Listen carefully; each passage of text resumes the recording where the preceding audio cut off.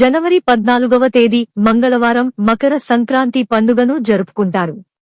ఈ రోజున సూర్యభగవానుడు ధనుస్సు రాశి నుంచి మకర రాశిలోకి ఉదయం 9:03 గంటలకు ప్రవేశించనున్నాడు.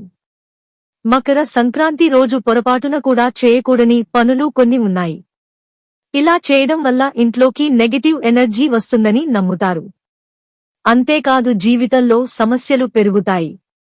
మకర సంక్రాంతి రోజున ఏమి చేయకూడదు? మకర సంక్రాంతి రోజున స్నానం చేయకుండా పొరపాటున కూడా ఆహారం తీసుకోకండి.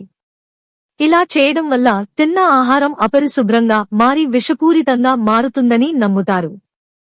మకర సంక్రాంతి రోజున స్నానానికి విశిష్టమైన ప్రాముఖ్యత ఉంది.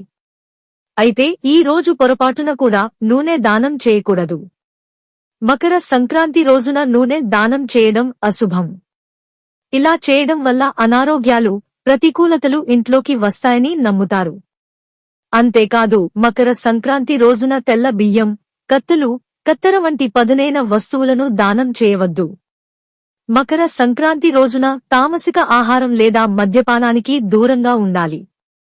ఇలా చేయడం వల్ల జీవితంలో ప్రతికూలత వస్తుంది. ఆరోగ్యంపై కూడా చెడు ప్రభావం పడుతుంది.